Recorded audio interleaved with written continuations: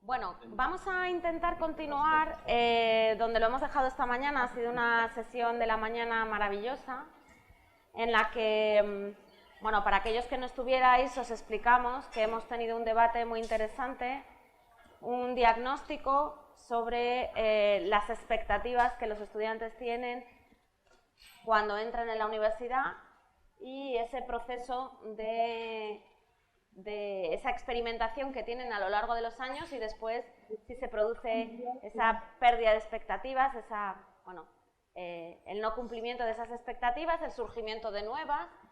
Y lo que hemos visto esta mañana es que hay unas expectativas que tienen que ver con la vida académica, con el cumplimiento de los objetivos académicos, podríamos decir con las posibilidades de obtener un empleo, ¿no? la función más instrumental. Y esas, bueno, pues están más o menos cubiertas, ¿no? Pero gracias también al debate que hemos tenido con los estudiantes y después la presentación de estos datos que se están elaborando, pues nos hemos dado cuenta que donde tenemos un déficit importante y que nos lo han trasladado mucho los estudiantes es precisamente en ese acompañamiento emocional, personal. Me ha gustado mucho esa metáfora de la universidad tendría que estar ahí para decir no te preocupes si te caes, no pasa nada, nosotros vamos a seguir acogiéndote y acompañándote en el proceso. Y la mesa de esta tarde está pensada, si esta mañana estábamos trabajando los diagnósticos, la mesa de la tarde está pensada precisamente para abordar de qué manera podemos intentar paliar en parte esos problemas y sobre todo de qué manera se habría intentado paliar. Y fundamentalmente hemos girado la mesa en torno a un término que es muy complejo, que es el de la innovación. Habitualmente entendemos innovación vinculada a la innovación económica, al emprendimiento, a formas muy vinculadas a la economía, pero también hay otras formas de innovación, como es la innovación social, que es aquella experimentación que la sociedad en sí misma es capaz de producir y de generar. Y también tenemos pues una innovación pública, ¿no? Cómo somos capaces las administraciones de cambiar, de adaptarnos, de ser más creativas en la respuesta que damos a los problemas. El término de innovación, que es muy polisémico, y aquí hago publicidad, el profesor Subirats ha escrito varios libros, muchos artículos sobre el término de innovación. En general, resumiendo, podríamos decir que la innovación es una respuesta creativa a un problema que no sabemos resolver de una manera tradicional o aplicando los mecanismos que teníamos tradicionalmente. Y cuando teníamos que montar esta mesa de soluciones innovadoras que se han dado a estos diagnósticos que tenemos sobre la universidad, pues empezamos a diseñar una mesa en la que estuvieran representantes de lo que nosotros consideramos que son buenas prácticas. Una primera buena práctica, sin duda la representaba Alfredo Corel, que es un catedrático de la Universidad de Sevilla ahora, que era de la Universidad de Valladolid, y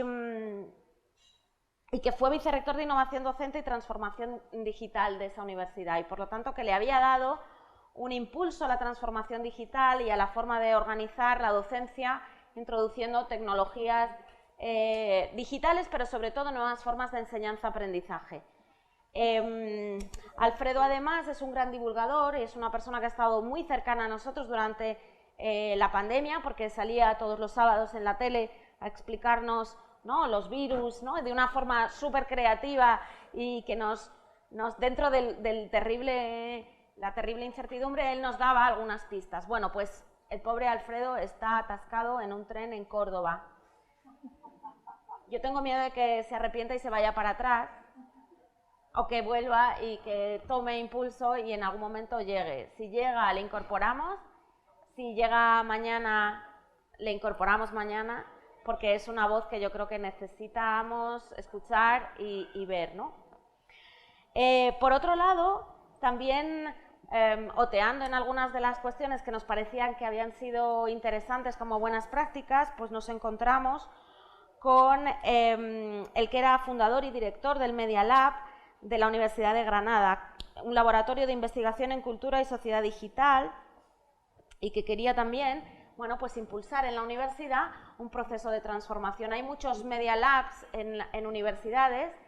A mí me parece muy interesante el que tiene la Universidad de Edimburgo, pero nosotros aquí en territorio nacional pues creímos que el de la Universidad de Granada era una muy buena práctica y por eso hemos traído a Esteban Romero Frías, que entre medias le han nombrado vicerrector de un montón de cosas, entre otras de innovación. Y nos parecía bueno, pues que sería muy interesante, y es muy interesante que nos venga a contar esa experiencia, pero también una reflexión más general. Y luego, cuando nosotros pensábamos sobre, claro, innovar, normalmente se hace desde experiencias piloto, es un design thinking, es muy periférico, y desde la periferia y de las múltiples experiencias pueden salir transformaciones más profundas. Y una de las transformaciones que tendríamos que hacer es cómo modificar la toma de decisiones, cómo hacer que los procesos sean más participativos, que haya una gobernanza más fácil para llegar a implementar los procesos. Y la figura que nos aparecía pues era la de Joan Subirats, que casualmente es el ministro de Universidades. Pero sobre todo es catedrático emérito de Ciencia Política de la Administración y sobre todo ha tenido un puesto que yo es el único que le envidio, que he sido teniente de Alcaldía de Cultura, Educación, Ciencia y Comunidad de la Universidad de Barcelona. Del Ayuntamiento de Barcelona.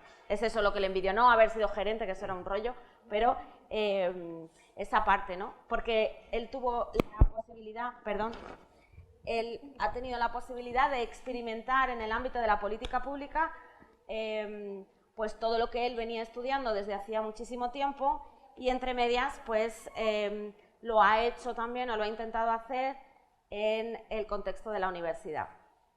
Creo que es un innovador profundo, yo he tenido la suerte de estar en equipos de investigación con él y escucha y sobre todo hace muy buenas preguntas. Así que también le traemos un poco para que nos dinamice innovadoramente el espacio.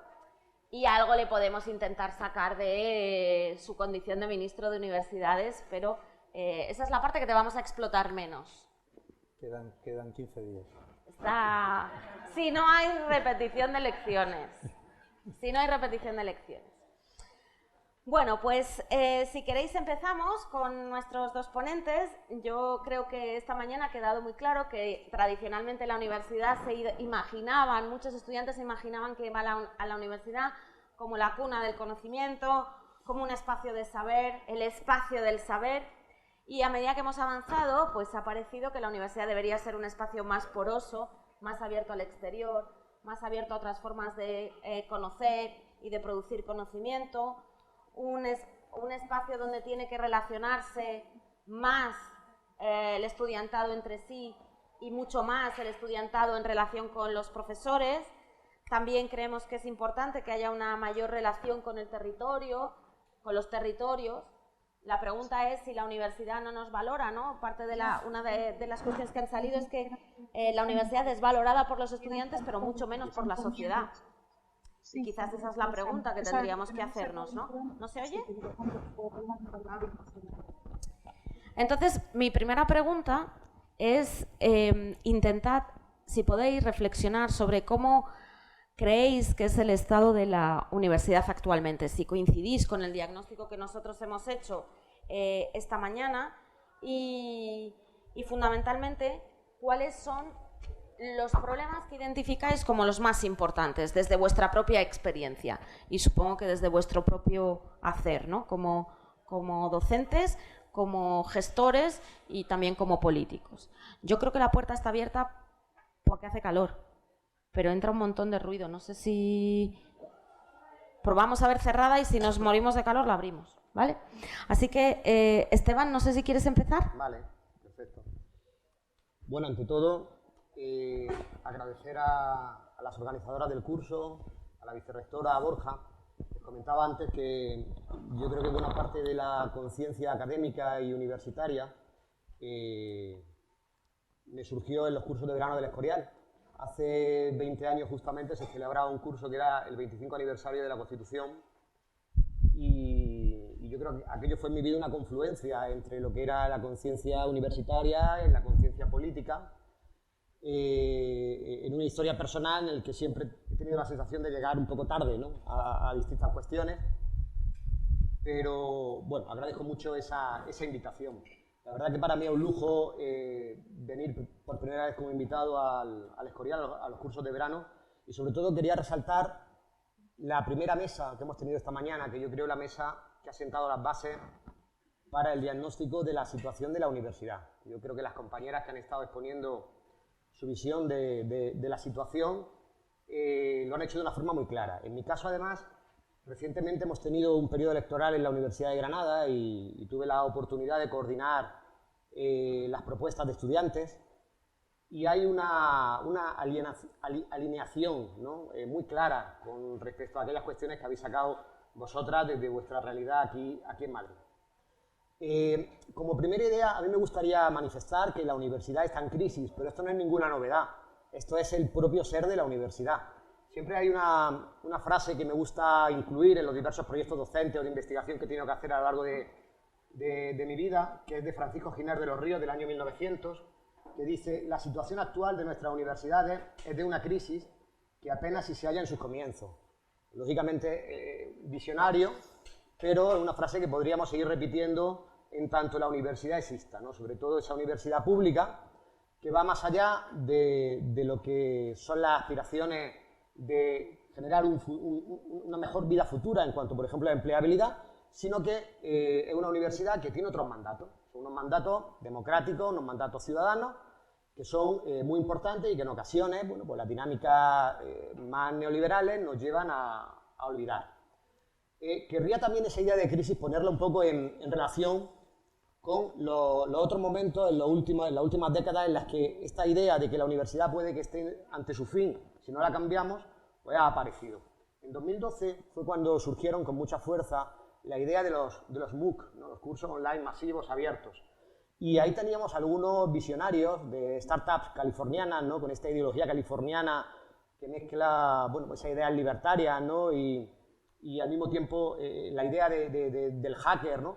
Ellos manifestaban: en 10 años las universidades han desaparecido, porque nosotros podemos tener a los mejores profesores haciendo lo que hacen las universidades de mejor manera, de una manera incluso más personalizada. Obviamente eso no se ha producido. Eso no se ha producido y creo que es muy difícil que la irrupción de un modelo o de una tecnología determinada de ese tipo, u otras que estamos viendo ahora, lleven a lo que es el fin de la universidad como la conocemos. Yo me dedico a temas de innovación social, innovación pública, sobre todo a lo que es intentar ponerlo en práctica en la universidad. Pero he de reconocer que cada vez más valoro las fuerzas de, vamos a decir, el conservadurismo. La universidad es profundamente conservadora, igual que otras muchas instituciones que llevan perdurando siglos o milenios. Y eso tiene un valor. Casi podría decir que hay un valor casi innovador. Y la universidad funciona. La universidad funciona a pesar de todos los problemas que vemos y de todas las aspiraciones de mejora que hay. Obviamente, nuestro desafío es retarla cada día. Los estudiantes, el PDI, el PAS, la ciudadanía en general. Pero esa idea yo creo que también es importante, porque la universidad es tan relevante en nuestra sociedad que no podemos pensar en cogerla y darle la vuelta con un calcetín. No podemos poner en riesgo muchas de las cosas que actualmente están funcionando, pero obviamente necesitamos ser mucho más ágiles, necesitamos ser mucho más abiertos, generar gobernanza abierta donde la ciudadanía esté muy implicada, ¿no?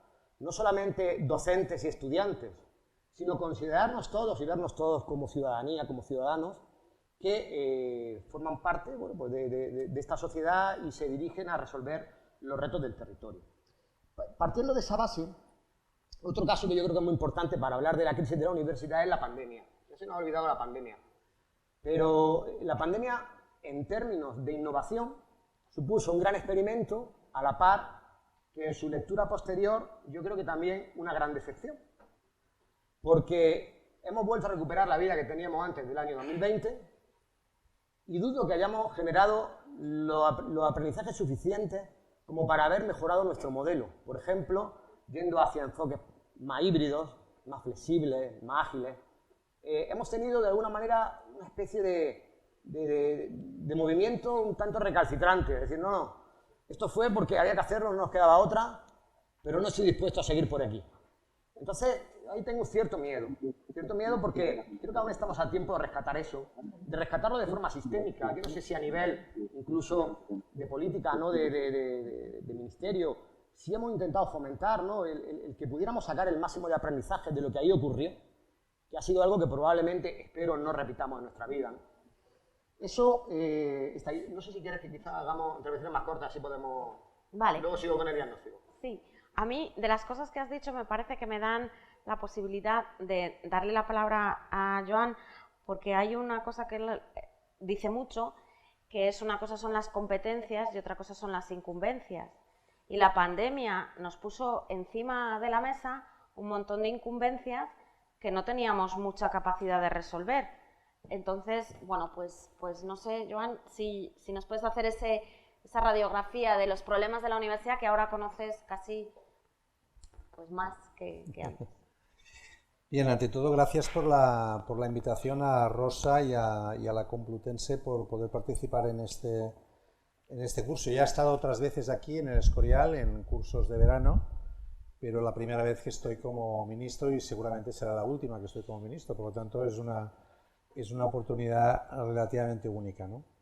Claro, la universidad tiene la ventaja y la desventaja de que lleva mucho tiempo funcionando, ¿no? Centenares de años.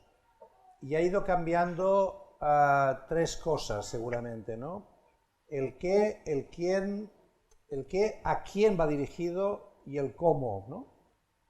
El qué ha cambiado menos, es seguramente lo que ha cambiado menos, ¿no? Es decir, ¿qué ha sido siempre la universidad? Un espacio de generación de conocimiento y de transmisión de conocimiento, ¿no? Creación de conocimiento y transmisión de conocimiento.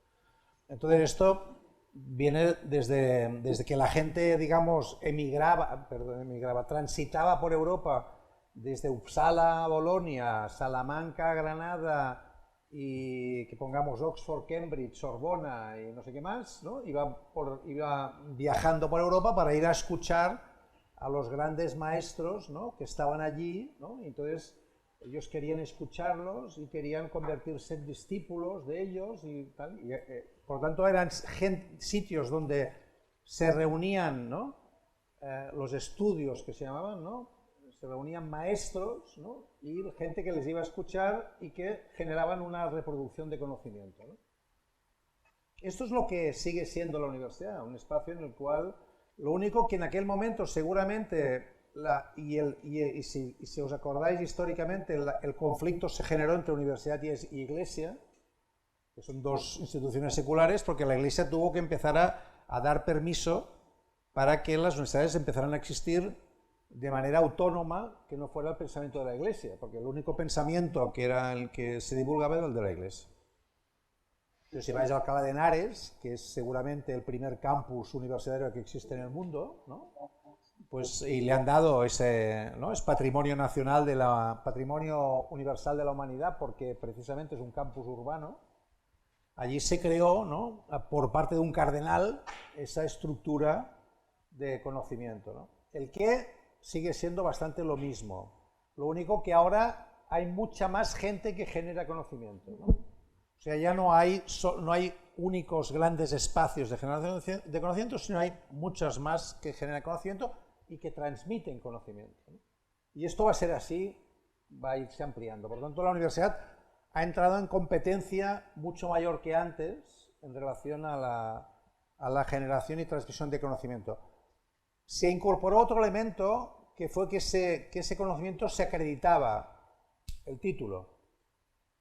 Y ahí es donde a veces ahora hay dudas sobre si, ¿no? El título va a seguir siendo un elemento en el cual la universidad puede seguir compitiendo, ¿no? Es decir, por ejemplo, una de mis hijas, que siempre cito, tengo 3 hijas, una de ellas me costó mucho que acabara la carrera porque me decía, papá, eres muy pesado con esto del título, ya nadie me está pidiendo el título, me están pidiendo el portfolio personal. ¿Qué es lo que he hecho? No el título, ¿no? Y el título cada vez pierde más peso. Bueno, esto podremos discutirlo, ¿no? Es decir, hasta qué punto la idea de la titulación es un elemento, aún hoy sigue siendo verdad, que es un elemento diferencial si miramos simplemente el INE, ¿no? Y los datos de empleabilidad en relación a tener el título o no. ¿A quién se dirige en la universidad? Históricamente se ha dirigido a muchos sectores de la población distintos. Solamente en los últimos 100 años la universidad se ha concentrado en los adolescentes, digamos, básicamente. O sea, ahora el 94% de los alumnos de universidad, de 1.700.000 alumnos que tiene la Universidad Española, el 94% tienen entre 18 y 29 años. Y solamente el 6% tiene más de 30 años. Esto no ha sido siempre así, es una anomalía histórica. Por lo tanto, si lo miramos en clave histórica, la universidad ha dejado de ser útil o necesaria para mucha gente con edades distintas, porque se ha concentrado en una idea muy de la época industrial, que es que hay una edad para formarse, una edad para trabajar y una edad para retirarse. Como decía un libro del Inserso de hace años que llamaba Ciclos de la Vida, hay una edad para formarse, para estudiar, una edad para trabajar y una edad para descansar y prepararse para morir, que era una cosa un poco extraña, la hipótesis de la tercera fase, que se nos está alargando un poco esto de prepararnos para recordar y prepararnos para morir, pero esta es una fase importante. Ahora, más bien, en la etapa histórica en la que estamos, que es porque no estamos en una época de crisis, estamos en un cambio de época. Hemos estado siempre en crisis, la universidad siempre ha estado en crisis. Lo diferente es que estamos en un cambio de época en el cual ya no sabemos muy bien si los conocimientos que estamos reproduciendo nos van a servir o no nos van a servir, ni las profesiones que estamos, digamos, enseñando van a seguir siendo útiles o no, no lo sabemos.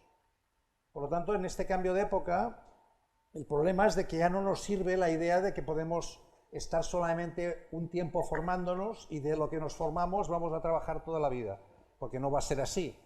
Si queremos seguir trabajando y siendo útiles socialmente, profesionalmente, personalmente, hemos de seguir formándonos siempre, porque no tenemos esa capacidad de decir, con lo que yo estudié de joven, con esto ya me sirve para siempre. Esto no es verdad. Por lo tanto, es un gran problema la universidad. El que hoy la Universidad Española tenga el 94% de estudiantes de 18 a 29 años es un gran problema, porque no está sirviendo para lo que debería servir, que es para formar al conjunto de la población. Necesitamos pasar de una universidad para una edad a una universidad para todas las edades. Y esto es un cambio radical, ¿no? Y el tercer elemento es el cómo lo hacemos, ¿no? Y ahí, evidentemente, la idea de Fray Luis de León, y como decíamos ayer, contrasta con los MOOCs, con Internet, con muchísimos elementos distintos, ¿no? Por lo tanto, el formato que aún hoy estamos siguiendo aquí, que es un formato, digamos, que hay gente que habla y otra gente que escucha, ¿no? Puede servir, es útil para ciertos momentos, pero para generar una lógica más de experiencia que pueda ser recordada más allá de que yo he estado asistiendo a una lógica presencial de MOOCs. O sea, si las universidades es un MOOC presencial, vamos mal, ¿no? Porque entonces no está añadiendo valor. Cuando en cambio, cada vez más, ¿no? Desde el punto de vista social, se nos está diciendo que es muy importante que formemos a la gente en competencias más blandas, más capaces de adaptarse a los cambios en el tiempo, que sea gente que trabaje, que sepa trabajar en grupo, que sepa construir conocimiento con otra gente, que acepte la diversidad, que sea capaz de explorar, de experimentar, de innovar, de emprender. Y esos son conocimientos blandos, no es, digamos, la primera clase de teoría 1, ¿no? Entonces, ¿cómo combinamos la capacidad de seguir difundiendo conocimiento con una estructura, digamos, docente, ¿no? Que sea distinta, ¿no? Por lo tanto, son tres elementos distintos. Y acabo. Si hablamos de innovar, yo creo que para calificar bien si una experiencia es innovadora o no, yo utilizaría dos parámetros. ¿Esa innovación realmente va al núcleo duro de lo que queremos innovar? Porque si innovamos solamente en la periferia, es innovación, pero a lo mejor no es una innovación suficiente. Segundo, cambia las relaciones de poder o no cambia las relaciones de poder? Es innovación si cambia las relaciones de poder. Si no cambia las relaciones de poder, es una innovación más periférica. Entonces, trabajemos en ver si las experiencias de innovación que hacemos van al núcleo duro de lo que es la universidad y si cambian o no las relaciones de poder. Yo creo que evidentemente los problemas que hemos visto esta mañana eran más experienciales desde el punto de vista de los estudiantes y ahora estamos viendo o hemos podido sintetizar algunos problemas que son más estructurales, ¿no? Que en algunos casos se juntan y en otros casos no. Pero evidentemente sí que es verdad que nosotros hoy somos una universidad en la que mañana se decide quién entra y quién no entra en las carreras de Madrid y esa es la noticia, ¿no? Quién entra, dónde entra, con qué nota, si somos capaces, ¿no? Y también nos estamos dando cuenta que hay un montón de gente que queda excluida de ese proceso y cada vez más.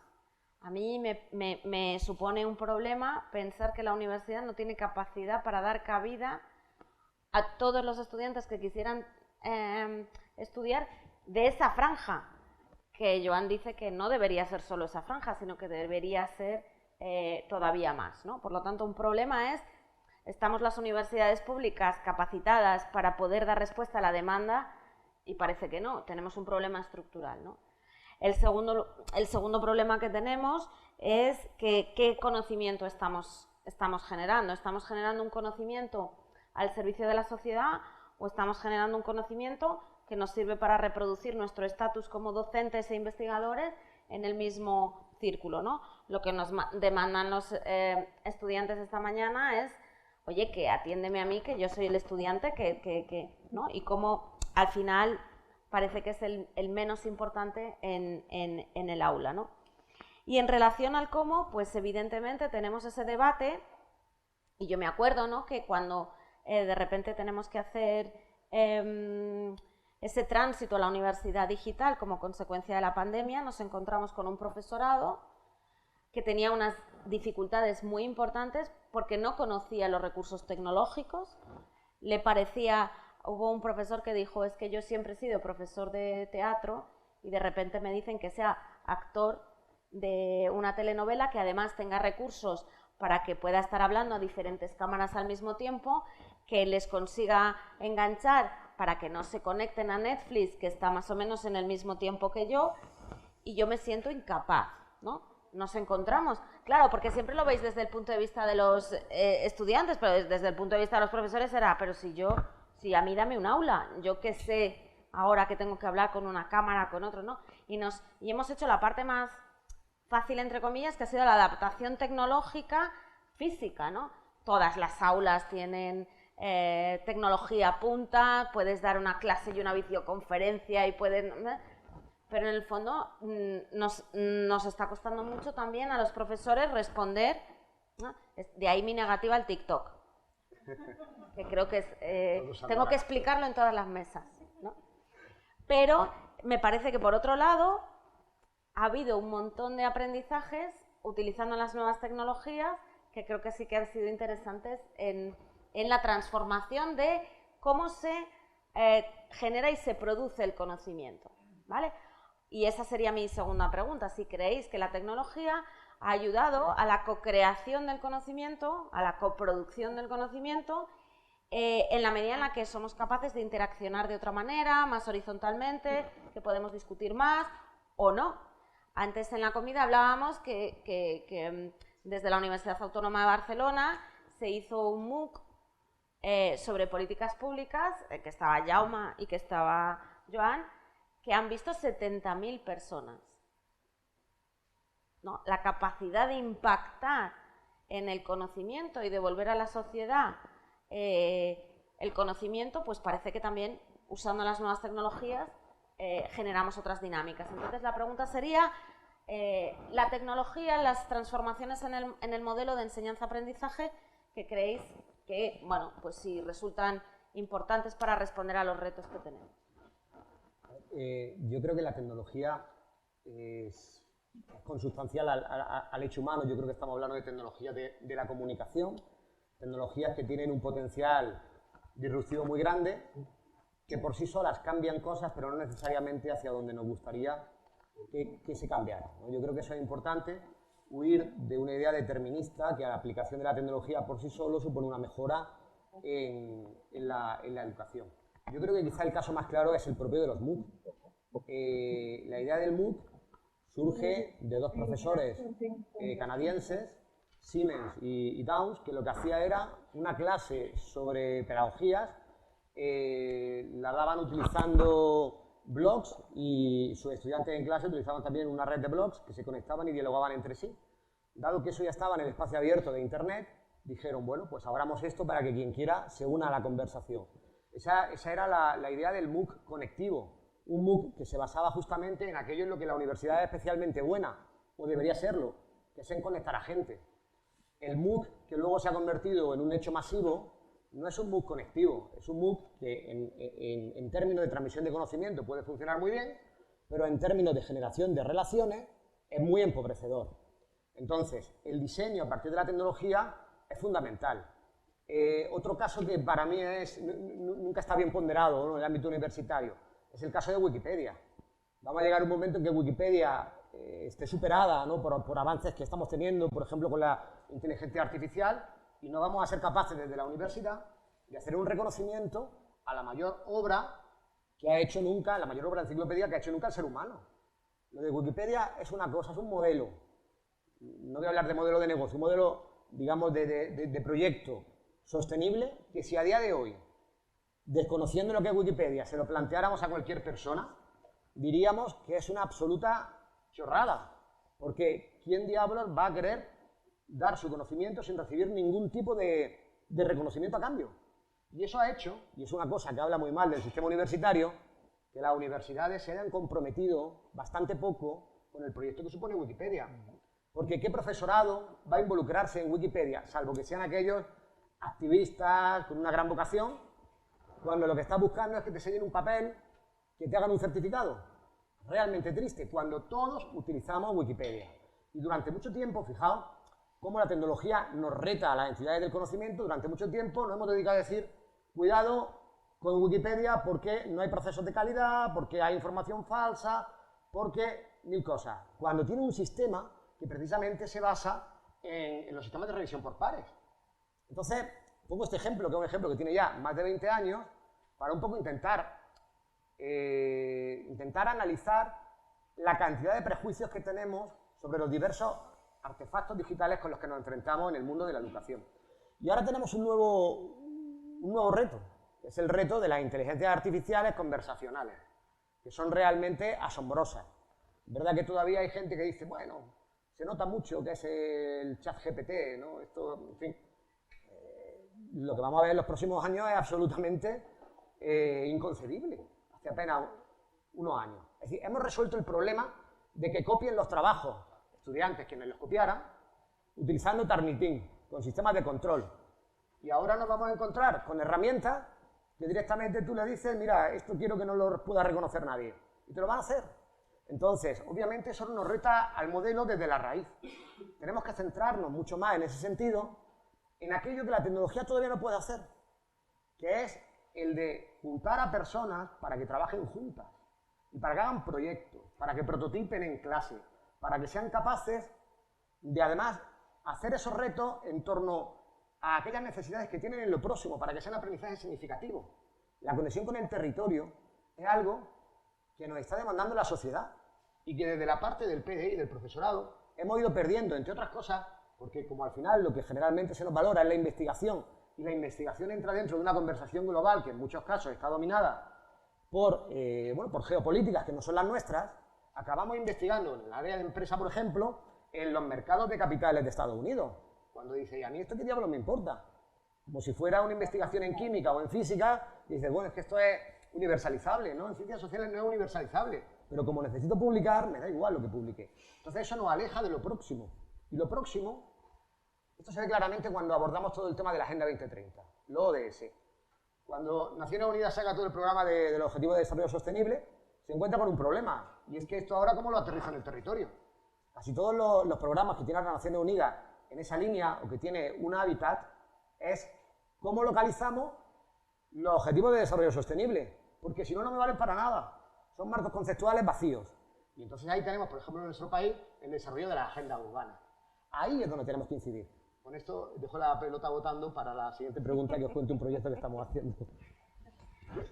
No, sobre este tema, las tres preguntas que yo utilizaba, o los tres términos, qué, quién, cómo, ¿no? El qué ha ido cambiando mucho porque es verdad que ya la universidad ya no tiene el monopolio casi de la ciencia, y más bien al revés.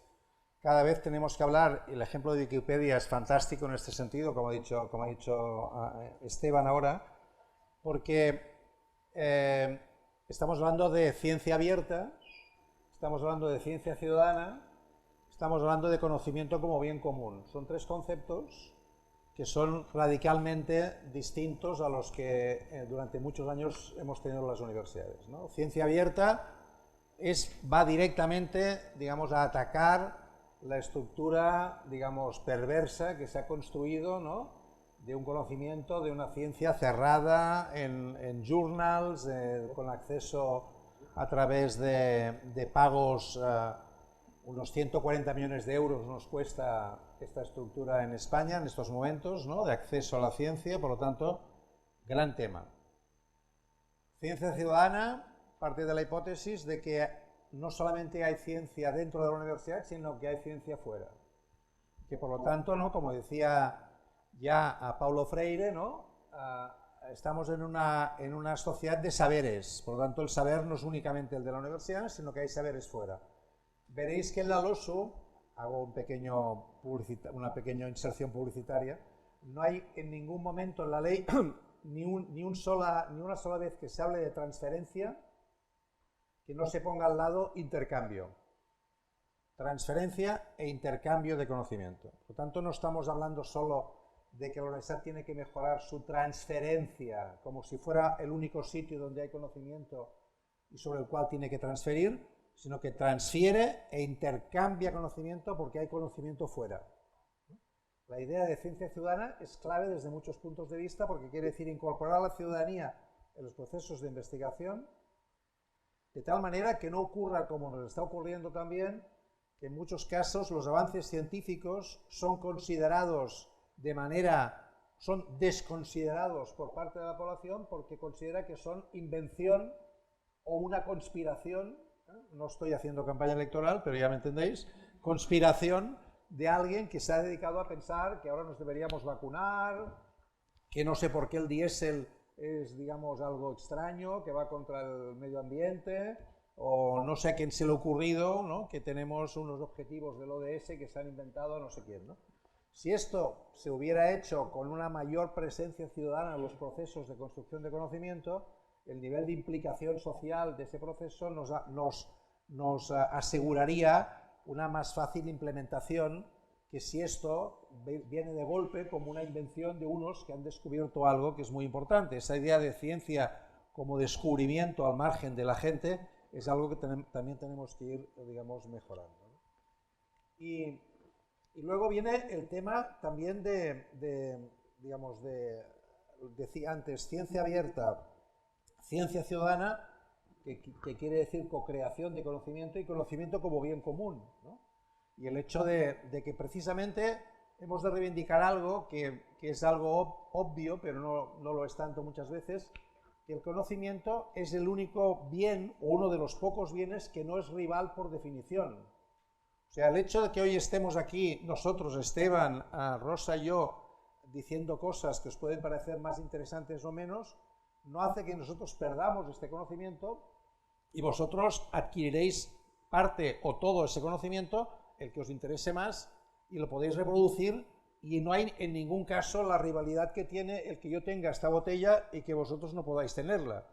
Esto que es tan obvio es la base de Wikipedia. Wikipedia, digamos, construyó ese gran monumento al conocimiento, obligando a cerrar la Enciclopedia Británica. La Enciclopedia Británica tuvo que cerrar porque no era capaz de competir con Wikipedia, ¿no? Y se dedicaron a los libros escolares. Exacto. O sea que realmente es un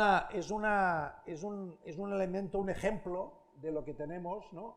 Sería muy difícil hoy imaginar inteligencia artificial sin la existencia de esa construcción de conocimiento común, que ahora puede tener el problema de que se pueda, digamos, ¿cómo llamaríamos?, privatizar, ¿no?, en el acceso, ¿no? El problema está en el acceso al conocimiento, no en la construcción de conocimiento. Sobre el quién, es obvio que tenemos, y respondiendo a lo que preguntaba Rosa, el cambio tecnológico, el cambio digital nos obliga, nos exige que podamos incorporar una capa tecnológica y digital al conjunto de la ciudadanía, porque si no tenemos un problema de déficit democrático. No es un problema tecnológico ni digital, es un problema de déficit democrático. Lo tenemos que incorporar como un problema de plenitud democrática, el que todo el mundo pueda tener acceso a un elemento básico de digitalización y de tecnología, porque si no es muy difícil que pueda, digamos, utilizar todas las oportunidades que se le brindan. Por lo tanto, el tema de abrir la universidad a todas las edades, el tema de las microcredenciales, el tema de los cursos de corta duración, el de formación a lo largo de la vida, no es algo que se nos haya ocurrido así, ¿no? Es algo que tiene que ver con, al menos para mí, con algo tan básico como es igualdad y democracia. Y para eso necesitamos contar con la capacidad docente que tiene la universidad. Tenemos 1.700.000 alumnos, ¿de acuerdo? Tenemos 150.000 profesores, 120.000 PTGAS, que ahora se llaman, personal de administración y servicios. Tenemos 180 ciudades del país con campus universitario, distribuidas en todo el país. Tenemos un capital, digamos, formativo, estoy hablando de universidades públicas, de un nivel que sería bastante absurdo que no pudiéramos responder desde la universidad a la demanda que nos hace la cumbre social de Oporto de mayo del 21, ¿no?, de la Unión Europea, que dijo que al año 2030 un 60% de la población ha tenido que tener una experiencia formativa en los últimos 6 meses. Y eso tiene una exigencia de carácter democrático. Lo podemos pensar, lo podemos discutir, pero ahí tenemos la universidad algo que decir.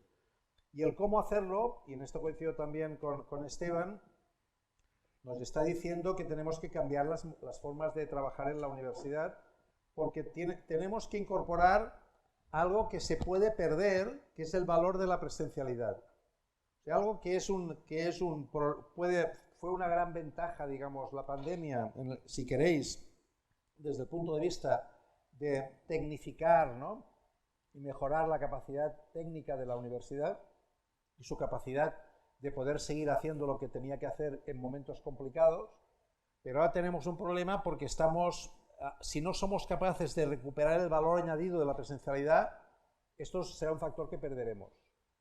Y yo creo, al menos yo recuerdo, aquí hay gente de todas las edades, yo recuerdo que mi experiencia universitaria fue tan importante o más importante lo que hacía fuera de la clase que lo que hacía en la clase. Por lo tanto, para mí esto es recuperar ese valor en momentos, en edades tan importantes como estas, es algo muy importante, ¿no? Y ahí todas las universidades han de ponerse las pilas, ¿no?, de recuperar el valor de la presencialidad y de los métodos, digamos, docentes y del valor añadido que en el campus se pueda encontrar, ¿no? Algo que necesitas, que es, digamos, es evidente que la construcción de conocimiento es algo compartido. No es solamente el reproducir la lección que el día antes te ha dado el profesor, ¿no? Y si no somos capaces de salir de esa línea, pues evidentemente no sabremos cómo hacer los exámenes, ni sabremos cómo utilizar a favor nuestro la tecnología. Volveremos a aquel momento como hace años. Yo recuerdo que ya era profesor, que claro, ciencia política no era un sitio que necesitáramos mucho cálculo, pero por ejemplo, para calcular los resultados de la ley de Hall y de lo tal, prohibíamos las calculadoras, ¿no? Y decíamos, no, que no vengan con calculadora porque tienen que saber calcular. Pero es absurdo intentar evitar que vengan con calculadoras. Lo que tienes que hacer es cambiar el tipo de pregunta de tal manera que el propio manejo de la calculadora forme parte de aquello que quieres conseguir, ¿no? Esteban quería apuntar. Quería apuntar un par de cosas. Creo que hay dos condiciones que son fundamentales para el desarrollo de una pedagogía, vamos a llamarla digital. Con la tecnología se puede hacer lo mismo que hacíamos antes analógicamente, pervirtiendo completamente los medios. Y esto nos pasó cuando pasamos de los apuntes y de las transparencias al PowerPoint, donde la mayor parte del profesorado lo que hizo fue coger sus apuntes escritos y ponerlo en una diapositiva donde no se podía ver nada porque la letra tenía que ser muy pequeña, ¿no? Entonces, claro, ya había digitalizado y utilizado nuevas tecnologías y hacía innovación docente. Bueno, es muy fácil incorporar instrumentos, lo que es difícil es cambiar el modo en que pensamos. Pero hay dos condiciones para la innovación, dos al menos. Una de ellas es la autonomía y la otra es la cooperación. La autonomía, porque si tú no tienes autonomía no eres capaz de generar ningún tipo de propuesta, no eres capaz de, pues de generar iniciativas. Y si no cooperas, lo haces solo y por tanto no eres capaz tampoco de generar una comunidad detrás que apoye esos proyectos. Esas son las dos claves para esa pedagogía digital. Wikipedia funciona porque los individuos son autónomos para hacer ediciones y porque cooperan para hacer una obra magna. Yo creo que son las dos claves cuando diseñemos las tareas con la tecnología. Y otra cuestión que me parece fundamental es que esas tareas no pueden estar centradas en dar respuestas cerradas a problemas, porque para eso la tecnología lo hace mucho más fácil que nosotros y todo el mundo va a llegar a dicha respuesta. Necesitamos ir hacia modelos más abiertos, emergentes, donde no controlemos los resultados, pero donde la creatividad tenga un papel, ¿no? Sí, mi sobrino, yo siempre pensaba que esto era una cosa que en las carreras experimentales se experimentaba y que claramente gran parte del valor de la ciencia experimental era la posibilidad de utilizar la creatividad para hacer experimentos y generar más conocimiento, ¿no? Me van a matar mis compañeras, pero yo he tenido un sobrino en físicas, 4 años, que me ha dicho que no ha hecho ningún experimento controlado en un laboratorio, que no estuviera controlado. Todo ha sido una repetición de experimentos absolutamente predecibles y que, es más, que era el resultado predecible el que era el exitoso, ¿no? Dicho esto, que me parece importante porque parte de la innovación es la creatividad, es el cambio, es la disrupción. Y si parte del modelo de aprendizaje está basado en la reproducción, pues no sé, mis compañeras de ciencias experimentales me gustaría que luego me cuestionaran, pero yo voy a cuestionar, ¿no? A mí me parece que la ciencia abierta, la ciencia ciudadana y el bien común son competencias que yo me las acabo de quedar y que nadie me ha dicho qué estás haciendo, eso es mío. ¿Por qué? Porque nadie entiende lo que es la ciencia abierta, ni la ciencia ciudadana, ni la ciencia, ni el bien común, ni nada de eso. Los profesores lo que quieren es dar su materia, reproducir exactamente, y si puede ser en 15 semanas, mejor que en 14. ¿Y los estudiantes? Ahora voy. También, ¿eh? La ciencia abierta, hemos hecho algunos experimentos que por ejemplo, nosotros tenemos un campamento en Zamora, porque hemos desplazado a la universidad a Zamora, pero no porque nosotros vayamos a contarle nada a ellos, sino porque queremos explorar los territorios y que nos den y entonces pues estamos explorando el barro refractario de Pereruela para ver cómo podemos, ¿no? Y estamos viendo las formas de gestión del territorio ancestral para ver, ¿no? Y intentamos hacer eso, pero en general, ¿no? Es como que hay un montón de barreras que nos impiden eso, que lo lógico es estar sentados en el aula, el conocimiento. Y entonces la innovación y la creatividad vienen desde la periferia, que es a lo que yo me refería antes. No sé si esto es una táctica para llegar a cambiar las cosas a largo plazo, pero entonces estamos incumpliendo lo que dice Joan, que es el cambio en las relaciones de poder. Estamos cambiando las relaciones de poder cuando hacemos esa innovación en lo experimental, en lo periférico, en lo novedoso, en lo piloto, o simplemente nos estamos apartando y estamos haciendo cosas que no molestan al conjunto de la universidad, ¿no? Esa es un poco mi reflexión. Por eso, cuando entiendo que en Granada aparece un Media Lab y aparece un espacio de dinamización. O en la Universidad Politécnica de Valencia aparece una casa del estudiante que es gestionada totalmente por los estudiantes, pues me parece que son píldoras que tienen un potencial transformador, pero ¿es realmente un potencial transformador o no? A él le han nombrado vicerrector, debe ser que al final... Y Joan es ministro. Y Joan le tenemos de ministro, es verdad. Que ha hecho una ley de conciencia abierta. O sea que en realidad parece que sí que estaría cambiándose un poco. Pero ¿pensáis que es mainstream o pensáis que es periférico? Mainstream no creo que sea, sinceramente. Aunque la LOSU y la Ley de Ciencia creo que han ayudado mucho. En la Ley de Ciencia en concreto, el punto F, donde vienen los objetivos de Ley de Ciencia, hay una de las mejores definiciones de innovación pública que he leído nunca, porque casi siempre la innovación pública se plantea como hacer compra innovadora desde la administración y demás, y no en innovar en los propios procesos y ayudar a mejorar las políticas públicas y demás. Saco eso ahora de innovación pública porque para mí va muy de la mano de lo que es ciencia abierta y de lo que es esa transferencia y esa co-creación que hemos hablado. Porque yo creo que hay que profundizar, pero hemos abusado de incidir en esa relación o esa colaboración público-privado. Tiene que darse, tiene que aumentar. Pero hay una relación de la que nunca hablamos, que es la relación público-público. Tenemos un sistema de universidades públicas que no para de generar investigación, innovación por parte de los investigadores, pero tiene una cantidad de fuerza y de energía ciudadana, de talento por parte del estudiantado, que también tiene que mirar hacia las políticas públicas y ayudar a desarrollar todos esos retos que están en el territorio. Yo creo que eso son unas conexiones que al menos en Granada estamos intentando explorar.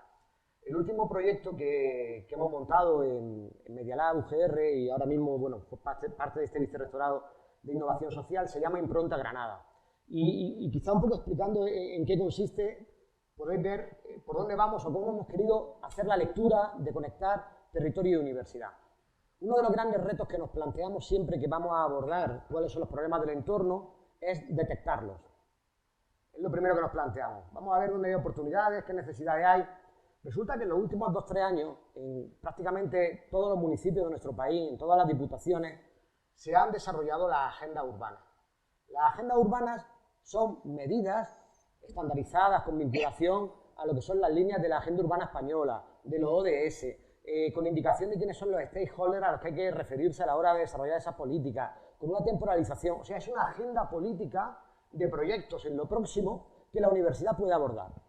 Entonces, en Granada, que se ha desarrollado, la verdad, que con bastante profundidad todo este tema, lo que hemos hecho es llegar a una alianza con la Diputación. Y hemos incorporado en una plataforma que se llama Impronta Granada, con la idea de que sea la impronta que la universidad deja en el territorio, ¿no? Lo que hemos hecho es volcar toda esa agenda urbana para que la comunidad universitaria, desde enfoques de aprendizaje y servicio, desde enfoques de ciencia ciudadana, por cierto, en la línea de ciencia ciudadana que financiaste el año pasado en la FECID, conseguimos uno de los proyectos, tenemos que ejecutarlo ahora, pero vamos a desarrollar el proyecto Ciencia Ciudadana Impronta Granada.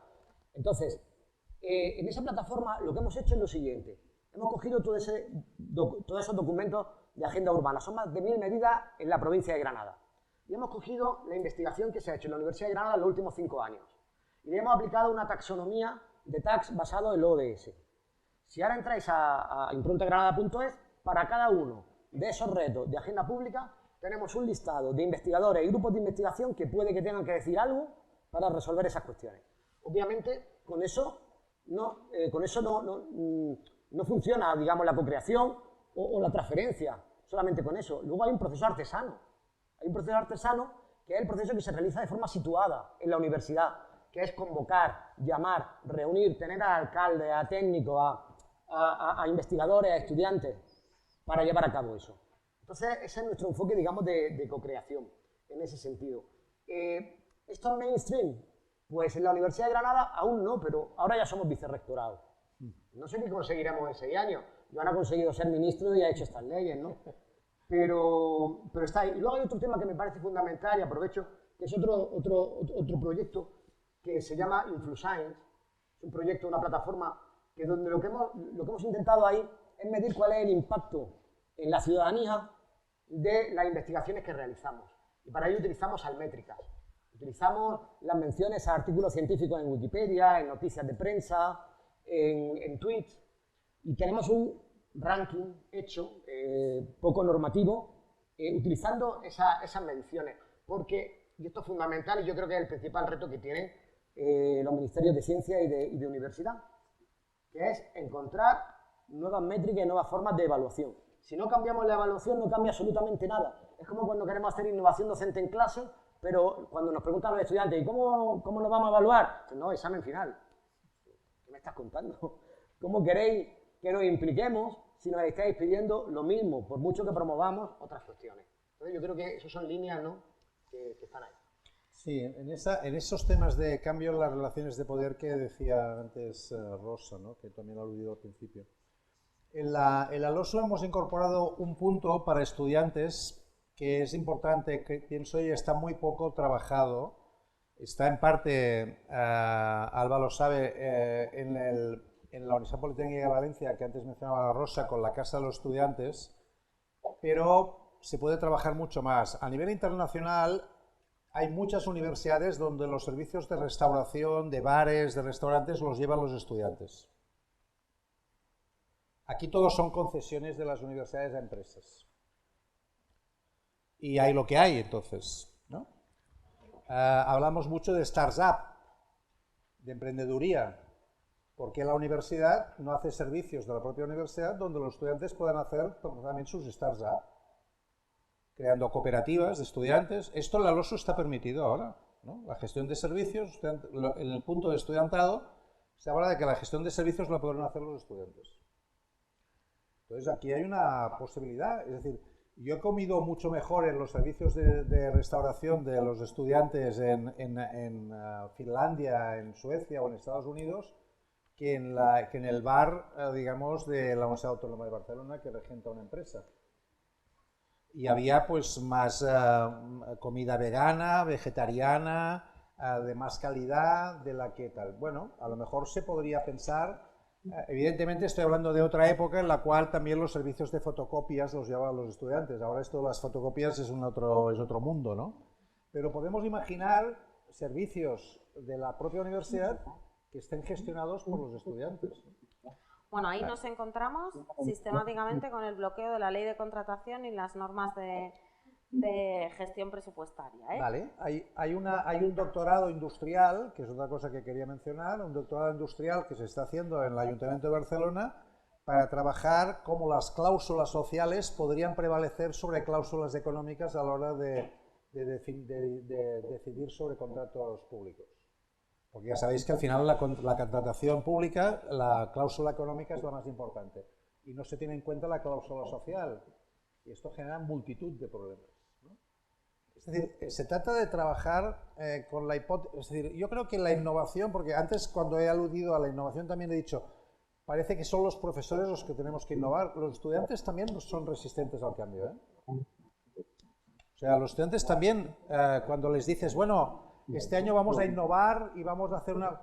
Pero oiga, a mí me pasaron los apuntes del año pasado y yo ya sé muy bien lo que tenía que hacer y yo ya me he hecho mi plan de trabajo y usted ahora me lo va a cambiar porque ¿no? el trabajo aquel que hacía de Maquiavelo, que cada año lo pregunta, yo ya lo tengo en versiones triples, ¿no? Y las fotocopias de los PowerPoint ya me los han pasado del año pasado, ¿no? Y usted me está diciendo que aquí tenemos que experimentar, pero yo quiero tener claridad sobre cómo me va a evaluar, ¿no? Y aquí hay un cierto riesgo en el cambio, ¿no? Que yo hasta que no lo pruebe, a lo mejor prefiero lo de antes. No sé si me explico, o sea, tenemos que ser conscientes también de que la innovación no solamente tiene que ver con el profesorado, tiene que ver también con la capacidad de que el estudiante valore esa innovación como algo positivo para ellos, porque puede ser que trabaje más, que tenga que trabajar más de lo que trabajaría si fuera solamente la reproducción de los apuntes. O sea que ahí, digamos, todo el mundo tiene que tener su parte, digamos, de alícuoto, ¿no? Bueno, esto es otro tema que quería comentar. Sobre el tema de Granada, por ejemplo, es un ejemplo. Hemos hecho un estudio ahora para ver el peso que tiene una universidad en cada provincia, ¿no? En el PIB de cada provincia. Granada es el récord en España, ¿no? El 8,2% del PIB de la provincia es la Universidad de Granada. En general, estamos alrededor entre el 2 y el 5% del PIB de cada provincia es su universidad. Es difícil que consigamos avanzar mucho en financiación pública de las universidades si no conseguimos más aliados sociales para justificar esa financiación. Y hemos de ser más útiles socialmente. Si solamente nos basamos nuestra utilidad en la cantidad de publicaciones en los journals, difícilmente conseguiremos que se nos acredite, digamos, en la necesidad de tener más financiación pública.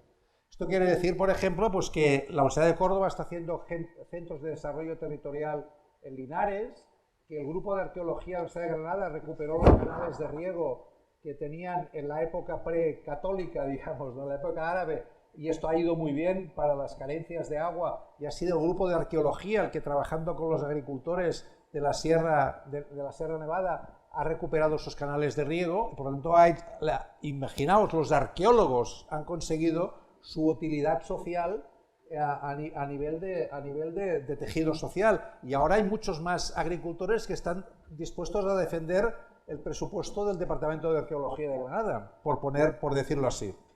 ¿Cómo podemos trabajar en la idea, ¿no?, de buscar al mismo tiempo nuestra capacidad de generación digamos, de innovación docente, de excelencia docente e investigadora, y al mismo tiempo nuestra utilidad social? Y esto es posible. Los doctorados industriales. Tenemos en España ahora, cuando hablamos de doctorado industrial, quiere decir un doctorado que se hace de manera aplicada en una empresa, pero también en una institución pública, en una ONG. Que ese doctorado tiene una pregunta de investigación que interesa al investigador y al sitio donde se hace la investigación. Hay 300 doctorados industriales en este momento en España. Nosotros queremos, digamos, antes de final de año, si todo va bien, vamos a triplicar el número de recursos para doctorado industrial, ¿no? Vamos a pasar de 300 a 1000 doctorados industriales, ¿no? Francia tiene 1200 doctorados industriales, en el 2027 quiere llegar a 2500 doctorados industriales. Hemos conseguido ya el acuerdo con el Instituto Nacional de Administración Pública, con el Congreso de los Diputados, con el Tribunal de Cuentas para hacer doctorados industriales, para que entendamos que cuando hablamos de doctorados industriales no hablamos solamente de industria. La Fundación 11, ¿no?, Cruz Roja, es decir, hablamos de doctorados aplicados, ¿no?, en un ámbito, digamos, industrial, en un ámbito social, en un ámbito de administraciones públicas, ¿no? El Ayuntamiento de Barcelona tiene 3 doctorados industriales cada año. La SEA tiene 15 doctorados industriales cada año. Quiere decir que tanto una empresa como una administración puede... Entonces, este es un cambio muy importante, ¿no?, porque incorpora la idea de transferencia desde el principio, sin perder la capacidad, digamos, de utilidad, perdón, de innovación. Es verdad que tenemos que cambiar el sistema de acreditación y evaluación, y tenemos que ser más plurales a la hora de acreditar y evaluar, porque solamente acreditamos y evaluamos por el número de artículos de los journals, pues la gente evidentemente piensa que ese es el factor esencial y ha generado ya un efecto túnel, ¿no? O sea, la gente solamente trabaja para aquello sobre lo cual va a ser evaluado. O somos capaces de diversificar esto, tendremos un problema. Yo siempre explico el caso, a lo mejor ya alguien ya me ha oído explicar, de un comisario de policía de Guecho, en Vizcaya, que fue galardonado con la medalla de oro al mérito policial porque había resuelto todos los casos que se le habían planteado, ¿no?, y por tanto le dieron la medalla de oro al mérito policial. El año siguiente lo expulsaron del cuerpo porque descubrieron que había destruido todos los casos que no había sido capaz de resolver. O sea, él entendió que le iban a valorar por los casos resueltos, ¿no?, y por tanto destruyó todos los que no había logrado resolver. Bueno, le dieron la medalla, luego, pobre, lo expulsaron. Bueno, pues nosotros hemos de ser capaces de incorporar más elementos que diversifiquen la evaluación, de tal manera que tengamos los journals, que son los artículos sobre los journals, pero también la transferencia, la capacidad docente, etcétera, etcétera, ¿no? Y eso, ahí estamos, ¿no? Hay un decreto de acreditación y evaluación que estamos intentando aprobar estos días, precisamente. Bueno, yo quisiera señalar estos aspectos, creo importante. Ha mencionado Esteban una cosa que para mí también es muy importante, que es todo lo que tiene que ver con se llama empleabilidad, pero yo diría simplemente capacidad de inserción social, ¿no?, de nuestros titulados, ¿no? Aprendizaje y servicio, formación dual, prácticas en empresa, Todo esto es de una gran importancia. Es de una gran importancia, ¿no? Es decir, porque lo que genera es una dinámica de combinación de saberes, ¿no? Y por lo tanto una articulación entre una perspectiva más teórica y una perspectiva más aplicada, ¿no? Y sirve para los dos ámbitos, para el ámbito exterior de la universidad y para la propia universidad, ¿no? Y ese yo creo que también es un elemento muy significativo. Bueno, para no ser muy aburridos, y es verdad que tenemos un modelo muy unidireccional, porque las aulas están preparadas para eso, estamos haciendo una relatoría, vamos a intentar introducir algunas cosas que nos permiten sistematizar. Yo me quedo con dos cosas. Una, es muy importante generar alianzas con los territorios y también con otros actores que puedan valorar la capacidad de la universidad, y también que debemos de generar preguntas y respuestas colectivas, que esa es la parte que me resulta más difícil también. Y si os parece, vamos a abrir un poquito el debate y os damos a vosotros la palabra para que preguntéis bien sobre experiencias, bien sobre capacidades, bien sobre resistencias. No me puedo creer que ahora todos seamos sujetos innovadores que nos están limitando, ¿no? O sea, que veamos también cuáles son las dificultades que nosotros tenemos, ¿no? Yo reconozco que hay veces que ante una dificultad tiendo a una dificultad cuando queremos implementar algo, cuando tenemos que hacer algo, ¿no? Intento testarlo, probarlo, pero me cuesta mucho que de ese prototipo de una acción que hemos hecho innovadora saltemos a generar un debate que trascienda nuestro propio espacio, ¿no? Y ese yo lo reconozco como un problema, ¿no? Y cuánto cuesta. Una parte muy importante de lo que yo creo que tenemos como dificultad para la innovación es la capacidad de hablar. Es que tendríamos que estar hablando mucho más, discutiendo mucho más, peleándonos mucho más, y al final tampoco tenemos tanto tiempo para eso, ¿no? Entonces, bueno, pues aprovechemos el momento para discutir, pero sed malos y malas.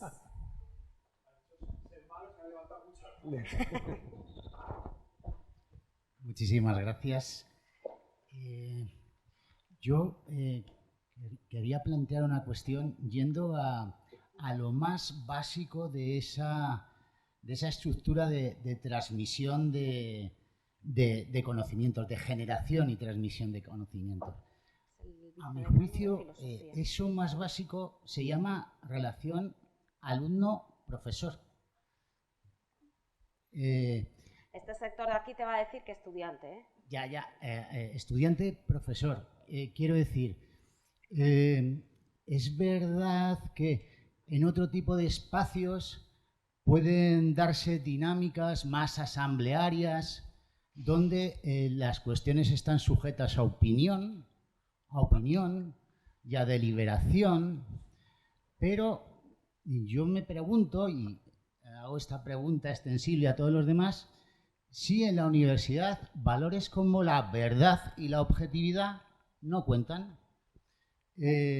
Valores como la verdad y la objetividad que la verdad no creo que dependan de una deliberación común. Como decía Platón en el banquete, o sea, la verdad va siempre en una dirección, de uno que sabe a otro que no sabe. No surge como un choque de opiniones, ni tampoco va de uno que no sabe a otro que sabe. Con esto quiero decir que a lo mejor la estructura profesor-estudiante no está tan mal. No está tan mal. A lo mejor esta idea supuestamente innovadora, sin embargo, es más antigua de lo que parece. Al fin y al cabo, esto era lo reivindicado por los del 68, ¿no? La escuela de Vincennes, todo este tipo de cosas, ¿no? Acabemos con las tarimas, acabemos con este tipo de relaciones jerárquicas. Evidentemente, la universidad que todos queremos, que es una universidad libre y pública, es una universidad en la que hay que acabar con ciertas jerarquías. Jerarquías que tienen que ver con una imposición autoritaria, por ejemplo, de un profesor a un estudiante. Todos somos iguales en un sentido, en tanto que todos somos sujetos de respeto y no objetos de uso ni de consumo. Pero en otro sentido, no todos somos iguales. La transmisión del saber implica esa estructura donde uno sabe y enseña y otro no sabe y escucha. Eso no está tan mal. Los estoicos eran muy sabios en esto. Consideraban que el estudiante debía ganarse su derecho a hablar y durante 5 años pues estaban en silencio.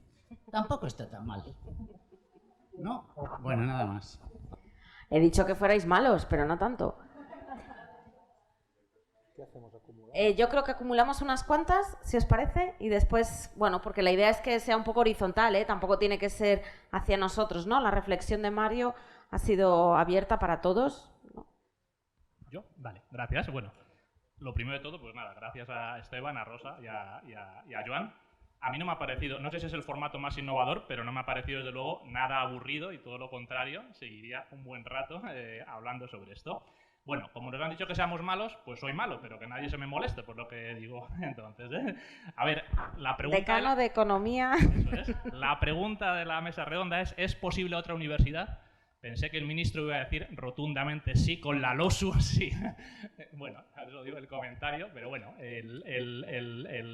no ha sido exactamente esa la respuesta. Pero bueno, mi reflexión sobre el qué, el quién y el cómo, que me ha parecido una parte muy interesante. Yo creo que la parte más fundamental está en el qué, y dentro del qué, sobre crear conocimiento y transmitir conocimiento, me interesa más el crear conocimiento, creo que es la parte más compleja, y entonces mi pregunta es sobre el crear conocimiento, si es posible otra universidad o no. Entonces, para que ese cambio, digamos, esa otra universidad en la parte de crear conocimiento, en el que sea posible, mi reflexión es el cambio de dónde tiene que venir, de dentro o de fuera. Esa es la cuestión. ¿Viene de nosotros mismos, que somos los que promovemos el cambio, o viene de fuera, que son los que nos imponen ese cambio? La LOSU es lo que viene de fuera y nosotros somos los que con esa herramienta podemos hacer un cambio, ¿no? Entonces, en mi opinión, el cambio debe de venir de fuera. Ya emito mi opinión, pero bueno, también es una reflexión y una pregunta, pero bueno, o una reflexión. Pero el cambio, ¿de dónde viene? ¿Viene de nosotros, que somos los que debatimos aquí internamente y queremos ese cambio sobre el cómo crear conocimiento? ¿O es fuera, desde fuera, los que nos dan los medios para que nosotros podamos introducir ese cambio? Para introducir ese cambio en el crear conocimiento, lo que hay que hacer, en mi opinión, es tener los medios para poder hacer ese cambio. Es decir, tener libertad para poder pensar, tener tiempo para poder pensar y promover la forma en la que uno quiere la creación de ese conocimiento. Como el ministro decía ahora al final de su última parte, nosotros estamos sometidos, básicamente, pues, a que nuestro conocimiento se rija por una serie de normas, porque hay unos requisitos que nos imponen, acreditaciones, una forma de publicar, una forma de pensar, una forma de hacer investigación. Si queremos hacer otro tipo de creación diferente, tenemos que tener libertad para pensar, tiempo para pensar, recursos para pensar de otra forma. Entonces, la pregunta, digamos, o la reflexión que yo haría ¿es posible otra universidad en la forma de crear conocimiento? Yo creo que sí, pero yo creo que ese cambio tiene que ser mucho más drástico de fuera, no de dentro de nosotros, que reflexionemos cómo podemos hacer con lo que tenemos, y en este sentido, pues creo que quizás soy un poco pesimista. ¿Es posible otro cambio? Creo que sí, pero creo que no sé si estamos exactamente en el camino correcto, y bueno, pues ahí vuelvo, siendo malo, digamos, ¿no?, a introducir el tema de la LOSU. No sé si son todas las herramientas que necesitamos para justamente promover ese cambio en lo que digo, que es la parte de crear conocimiento dentro del qué es la universidad, que es la parte que a mí me parece más sustancial. Gracias.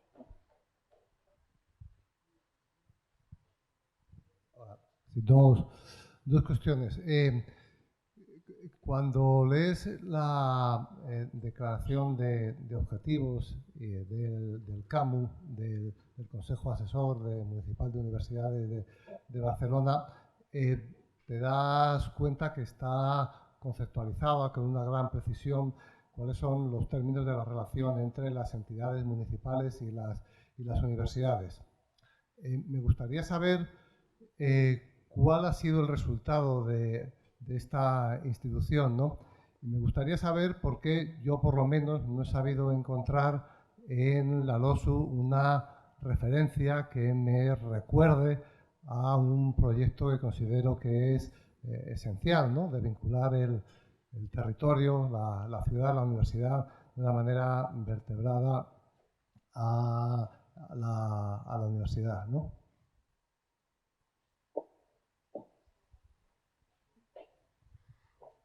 Una última y hacemos una ronda, ¿vale? Muy bien. Bueno, yo lo siento, esto va a ser un poco megamix y respuestas y preguntas. Con el primer comentario que me ha llamado la atención sobre la verdad, también se puede decir que hay una verdad, está tu verdad, mi verdad y la verdad. Entonces, creo que hay que tener en cuenta que no podemos caer en ese inmovilismo del profesorado, del cuerpo docente, con respecto a que no puedan adquirir conocimientos, al fin y al cabo verdad, tomando la palabra de Alba, estamentos inferiores de la universidad, que muchas veces es lo que se siente por parte de los estudiantes en muchos sitios, la verdad. Con respecto a lo que comentaba Subirat sobre la plasticidad de los estudiantes y el inmovilismo que tienen con respecto al cambio, yo considero que los estudiantes sí que son capaces del cambio, y además demandamos el cambio continuamente. Cuando pones el ejemplo de que queremos utilizar los contenidos de otros años, yo creo que ese es el menor de nuestros problemas, porque nos podemos encontrar propios docentes que no dejan que utilices sus propios contenidos de otros años.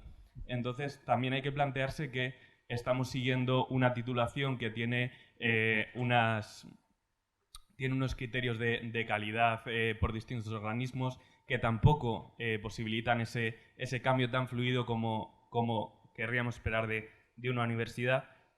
Pero tampoco puede ser que los contenidos de un año para otro varíen tanto como para que un profesor no te permita ni utilizar sus propios apuntes de otro año, porque habrá materias que tendrán una evolución muy rápida, como pueden ser cosas de informática muy actuales, inteligencia artificial, etcétera, pero hay otras asignaturas que los contenidos son prácticamente inmóviles. Con respecto a lo que comentaba Rosa de las prácticas en las carreras de experimentación, bueno, lo he dicho antes, yo estudio química, entonces es algo que se sufre porque realmente tú no tienes un acercamiento a la investigación hasta que no estás en un máster, porque hay muchas personas que dicen, no, en el TFG investigas. Hay que recordar que los TFGs no pueden ser trabajos de investigación y, por lo tanto, todo lo que se haga al respecto es una mala interpretación de la normativa.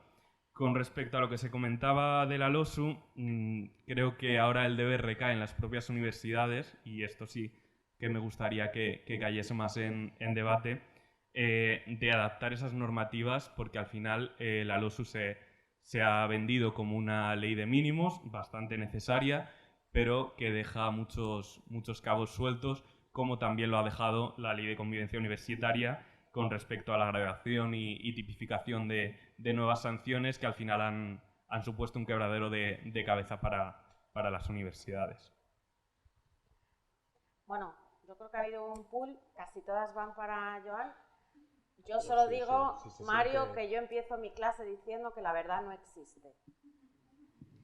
Así que tú y yo nos tenemos que tomar un café.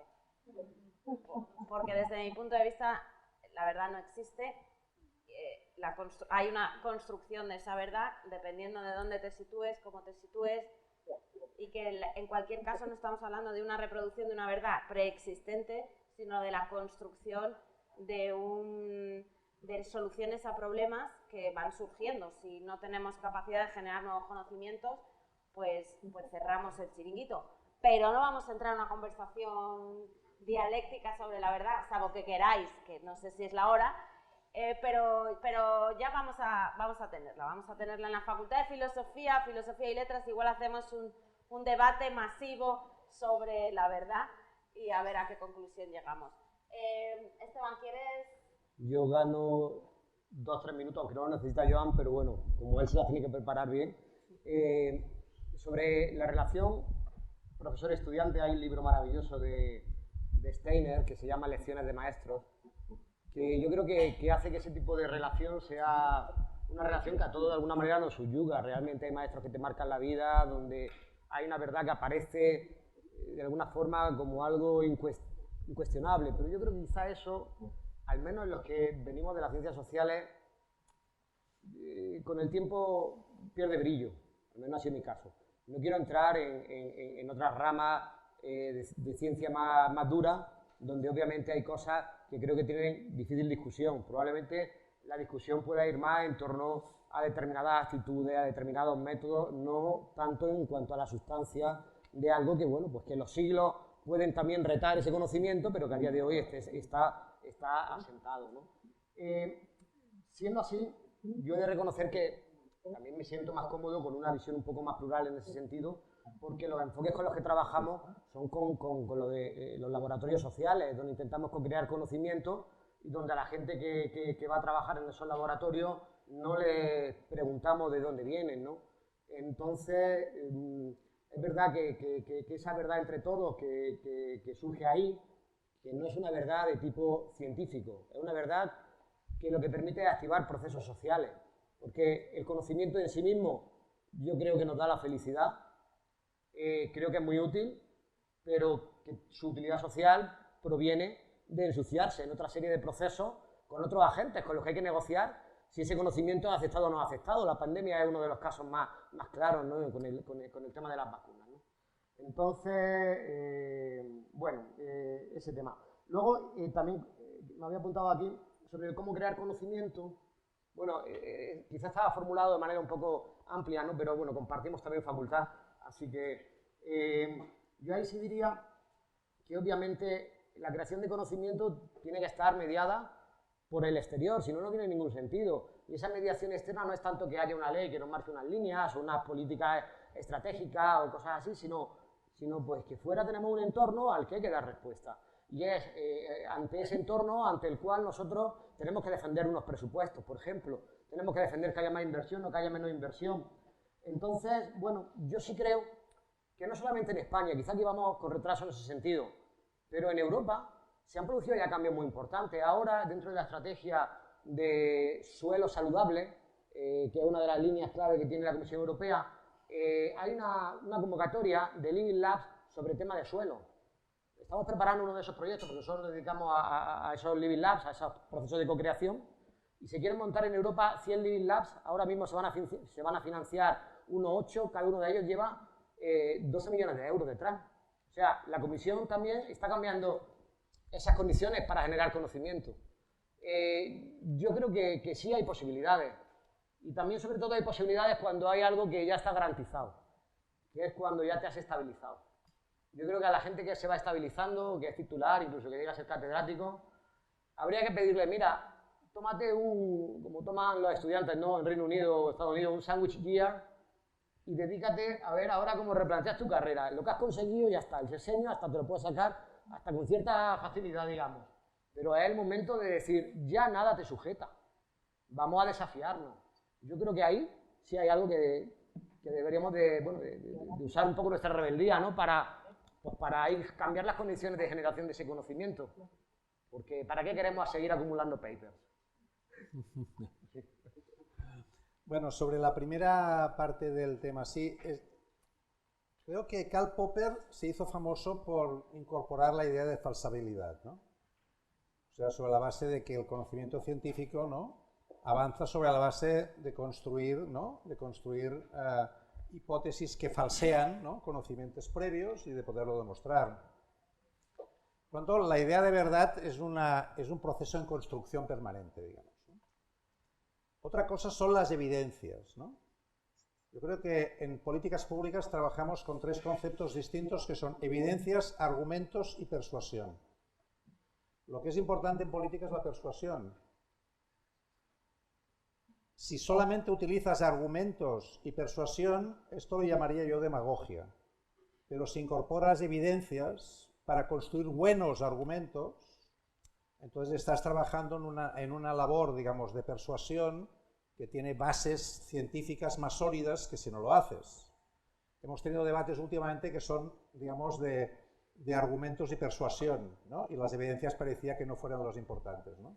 Bueno, deberíamos ser capaces cada vez más de tener debates públicos en los cuales hubiera, digamos, gente que acreditara, ¿no?, que esas evidencias son, ¿no?, a la hora de construir. Sobre las mismas evidencias puedes construir argumentos muy distintos.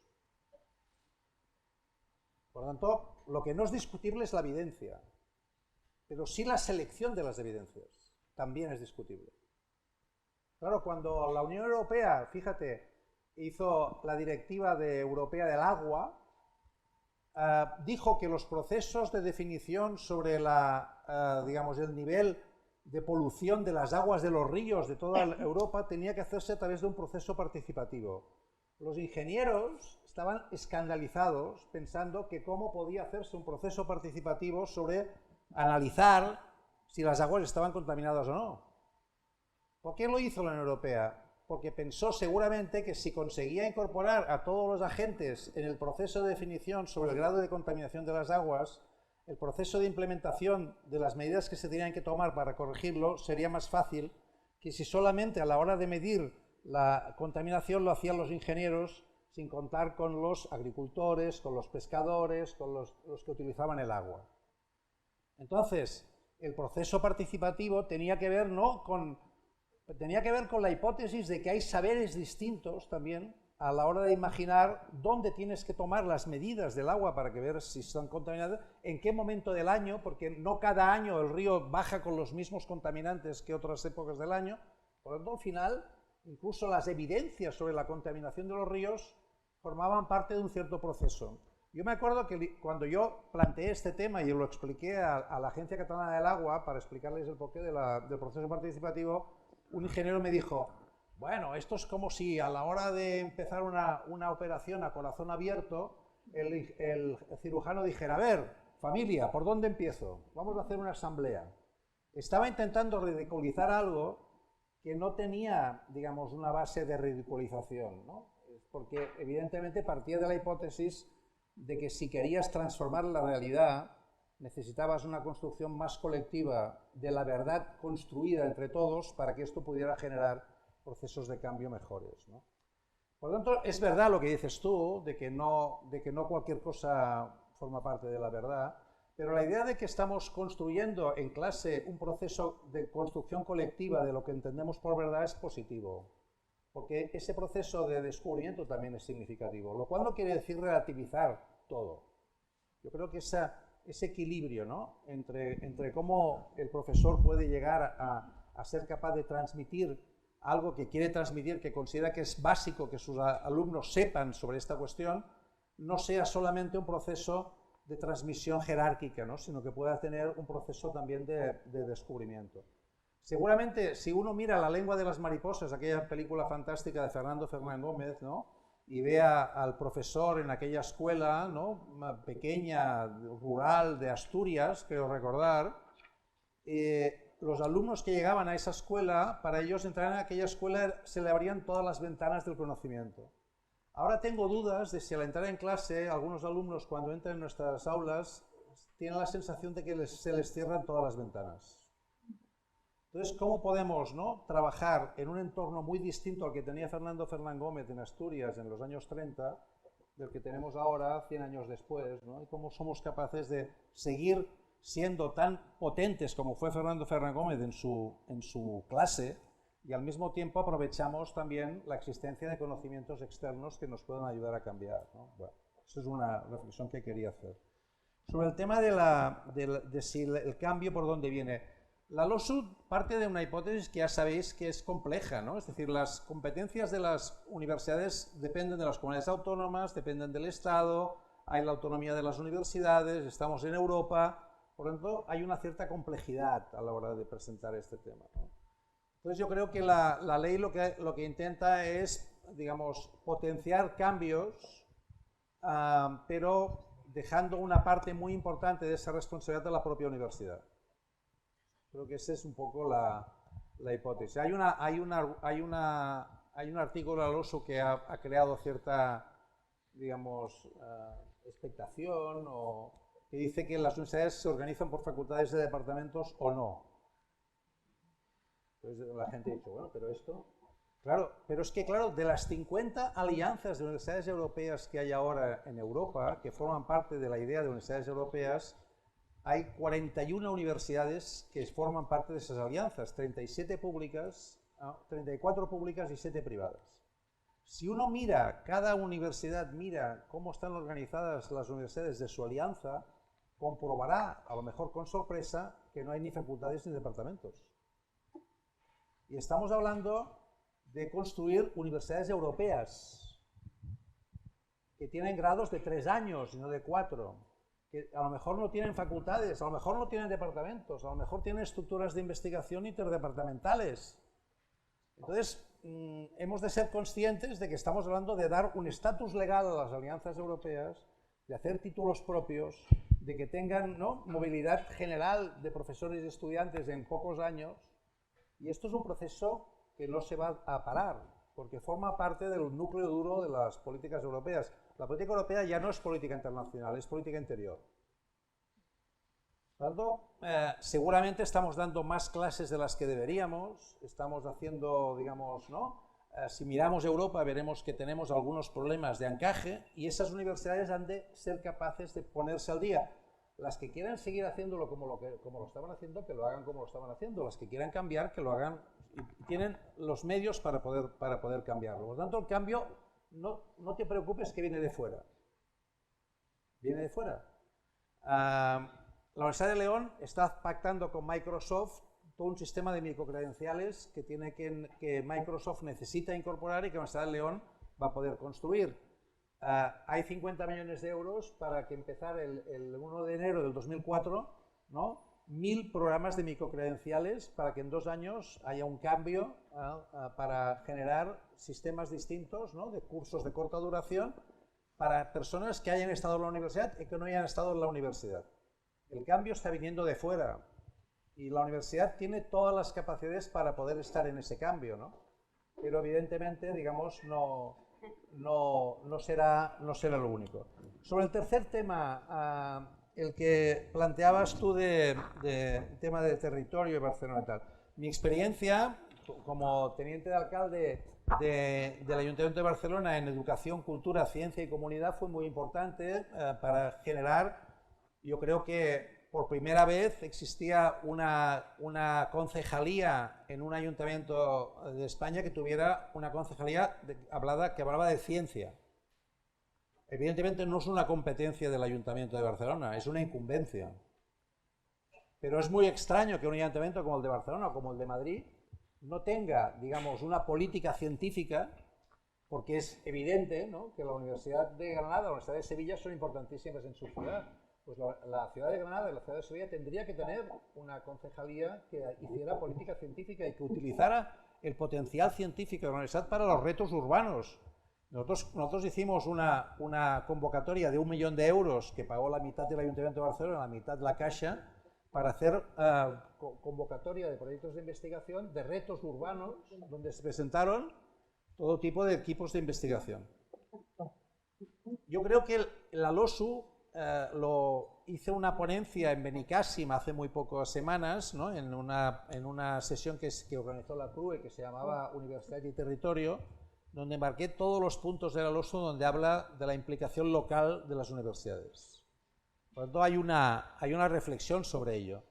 Pero es evidente que no es una competencia municipal, tiene que ser en todo caso si el ayuntamiento lo considera una incumbencia local y tiene que trabajar. O sea, lo que es absurdo es que en sitios como Granada, Córdoba, Sevilla, Barcelona, Madrid, cualquier sitio de las 50 universidades españolas, la única relación que tenga el ayuntamiento con la universidad sea hablar de las líneas de transporte, autobuses, aparcamiento, recogida de residuos y no sé qué más. Y que no haya el ayuntamiento no piense que tiene un potencial brutal al tener las universidades allí y que las universidades no estén pensando en lo que les ofrece la ciudad como campo de experimentación. Y eso es un campo cruzado. De la misma manera que yo no entiendo, se lo dije al rector de la Universidad de León, que en el campus de Ponferrada no haya un grado de enología cuando tienen el vino más importante. El vino del Bierzo es el único que tiene 100 puntos en la guía Parker de vinos de enología y no hay un grado de enología.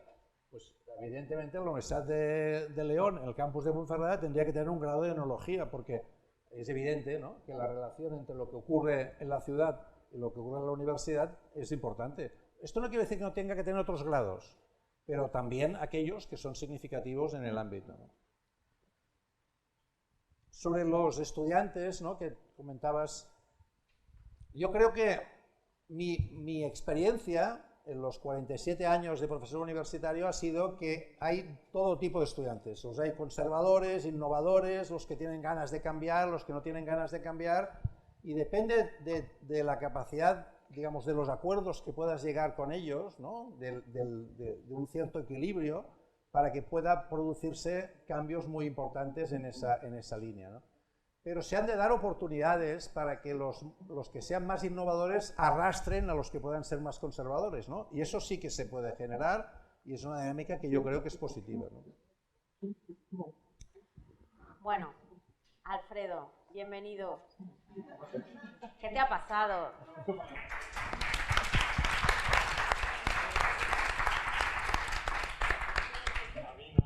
A ti nada, ¿no? Has ido al tren.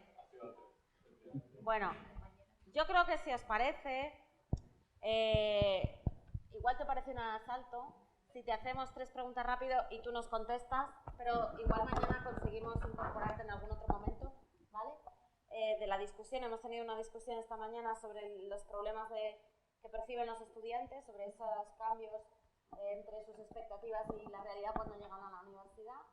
Hemos estado hablando sobre las respuestas innovadoras que somos capaces de dar desde un punto de vista normativo, desde un punto de vista de los Media Lab, de los laboratorios que han innovado, y tú tenías un poco el rol, ¿no?, de contarnos cómo en el aula se puede hacer transformación, pero al mismo tiempo también has tenido un papel muy importante en la pandemia, transmitiendo conocimiento riguroso, serio y al mismo tiempo muy divertido, ¿no? Entonces, no sé si nos quieres contar un poco cuáles crees que siguen siendo hoy los retos en la universidad, las posibles respuestas innovadoras. Así le hacemos una entrevista, como están las periodistas, pues así como rápida.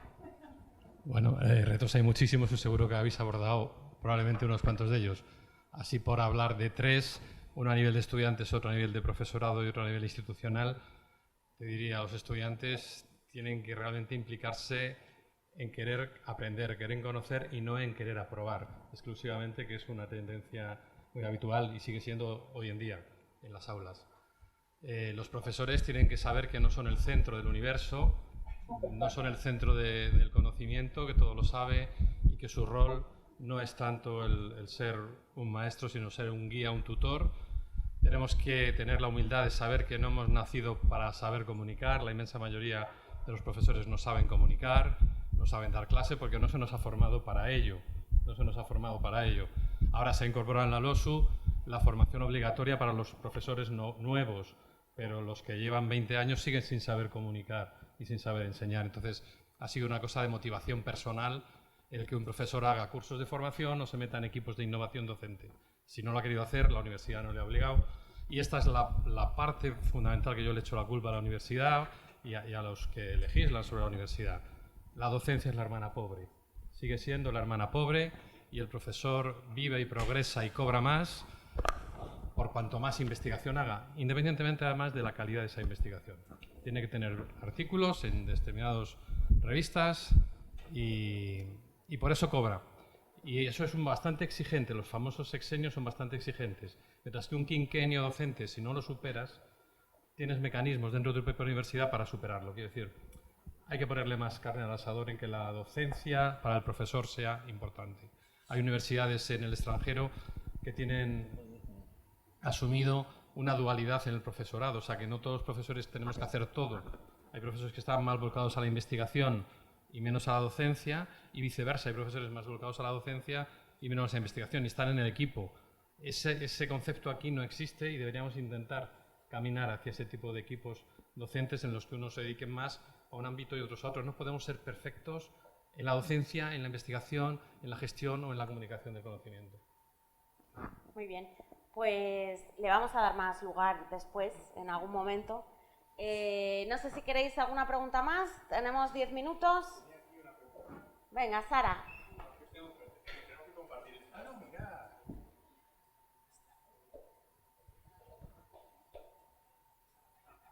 Muchas gracias. Yo quería preguntar sobre lo que comentabais antes del reto de que exista una universidad para todas las edades y no solo dirigida hacia unas franjas de edad. Si se contempla un modelo que ofrezcan las universidades, aparte de la UNED, semipresenciales, porque entiendo que hasta, por ejemplo, los 24 años sí que le puedes pedir a una persona 100% presencialidad, pero a partir de cierta franja de edad ya hay más responsabilidades. Entonces, eso, por ejemplo, a mí me impidió hacerme un máster porque el máster me pedía muchísimas horas de presencialidad y no eran nada flexibles con el tema del trabajo, responsabilidades personales y tal. Y esta es un poco la pregunta, espero que sea express. Gracias. No quiero sí, bueno, las microcredenciales parten de esa hipótesis, ¿no? Es decir, cuando uno va a la universidad, llama a la puerta y dice, yo quiero formarme. Entonces usted, mire, tenemos grados, posgrados y doctorado. 4 años, 1 o 2 años de máster, 4 años de doctorado. Y algo un poco más, digamos, fácil y tal, pues no, fácil en el sentido de adaptable, no lo tenemos. Sabes que tenemos aquí en Europa el sistema de CTS, ¿no? Que quiere decir European Credit Transfer System, ¿no? Cada curso académico son 60 ECTS. Las microcredenciales tienen solamente un requisito, que es que tiene que tener mínimo un crédito, máximo 15 créditos. Por lo tanto, estamos hablando de entre 25 horas, que es un crédito, a 15 por 25, que serían 15 créditos. Es certificable, es decir, que al final del curso pues hay un certificado, que este certificado es acumulable, es decir, apilable, es decir, podrás ir construyendo una cierta itinerario formativo con esas microcredenciales si quieres, y podrá, por lo tanto, tener una acreditación final que no sabemos cuál será, cada universidad podrá decidirlo, ¿no? Que podrá ser, como título propio que es, pues asimilable, ¿no? Aceptable o no en el mercado. Es experimental en el sentido de que no va a haber reglas para construir esos cursos en los próximos 2 años, sino que las universidades podrán probarlo, tendrán recursos para poderlo hacer. Solamente es exigible que no sea algo que se invente la universidad, sino que lo que pedimos es que responda a una demanda social y por lo tanto que responda a una demanda que existe en la sociedad. Y por lo tanto habrá recursos para que las universidades puedan intermediar, es decir, para que puedan ir a preguntar a ONGs, a administraciones públicas, a empresas, a las cámaras de comercio qué se necesita y tal. Más cosas. Podrá haber profesores de la universidad y profesores de fuera. Podrán mezclarse profesores, porque hay gente que sabe muchas cosas fuera de la universidad y gente de la universidad que sabe cosas, pero no forzosamente no de un sitio solo. Y además se podrá reconocer a alguien que no ha tenido en su momento la posibilidad de acceder a la universidad porque no hizo el bachillerato, pero que le puedas reconocer su experiencia profesional y que pueda entrar en la microcredencial. Y por lo tanto, gente que en su momento no pudo entrar a la universidad, ahora podrá tener cursos universitarios que sean reconocidos. Por lo tanto, es esa un poco la configuración que estamos hablando cuando hablamos de universidad para todas las edades, independientemente de que hay también universidades para seniors, universidades de la experiencia, o sea, hay otras modalidades. Pero lo que estamos ahora construyendo, no nosotros, sino en toda Europa, un sistema de microcredenciales que podremos combinarlo también con las alianzas europeas. O sea, podremos tener microcredencial aquí y en Francia o en Alemania o donde sea. O sea, la idea es construir este tipo de recursos y por lo tanto puede ser perfectamente, deberá ser compatible con otras obligaciones laborales que esa persona pueda tener, ¿no? Sin ningún problema. También está previsto que puedan entrar desempleados, también personas inmigrantes que necesiten regularizar sus papeles y que ahora con el nuevo reglamento de extranjería el hecho de estudiar les permite acelerar los procesos de regularización. También tendrán microcredenciales universitarias para personas inmigrantes en procesos de regulación. Fijaros en las microcredenciales que ya están en la Universidad de Alcalá y en la Universidad Autónoma de Madrid, que yo creo que como pilotaje son muy, muy interesantes también, ¿vale? Las nuestras están por venir. Somos un poquito más lentos en general, pero van a llegar. María, la última pregunta y cerramos, que Joan se tiene... Sí. Muy rápido, sí. Bueno, una pequeña observación. Tengo que coger un tren esperando que vaya mejor que conmigo. A ver si, igual como van con retraso, Joan. Sí, una pequeña observación, que ni siquiera la ciencia está en el debate de nuestros candidatos a presidente del Gobierno, o sea que no esperemos que a lo mejor los ayuntamientos también lo incluyan, pero bueno, eso era una observación. La pregunta y bueno, un poco la reflexión es que esta mañana nuestros estudiantes han hablado mucho sobre varios temas en relación a la equidad. La equidad es algo que impregna toda la LOSU, fundamentalmente para que toda la ciudadanía tenga pues la posibilidad de pasar por la universidad, de vivir esa experiencia universitaria. Entonces, bueno, es una pregunta abierta de cómo podemos innovar en este sentido hacia la equidad, para que todos los estudiantes tengan acceso, puedan disfrutar de becas, teniendo en cuenta la situación actual, que nosotros dependemos como administración pública pues de los presupuestos de la comunidad autónoma correspondiente, y eso pues nos impide tomar todas las decisiones que quisiéramos en ese sentido. Sí, muy telegráficamente, estamos ahora recuperando la financiación pública que teníamos en el 2009, ¿no? Que ha sido un 20% menos en estos años. Esto, ¿cómo ha sido respondido por las administraciones, sobre todo por las universidades, en general aumentando las tasas y precarizando el profesorado, ¿no? Han sido las dos respuestas clásicas. La LOSU impide aumentar las tasas, o sea, paraliza las tasas, que son relativamente bajas si las comparas con el sistema privado de universidades, pero son altas si las comparas con otros países de Europa, ¿no? En la introducción al LOSU se habla del horizonte de la gratuidad, ¿no? Que es algo muy bonito, es el horizonte, pero no se sabe muy bien cuándo es. Sí que se han aumentado mucho las becas de universidad como derecho subjetivo y no simplemente como mérito docente.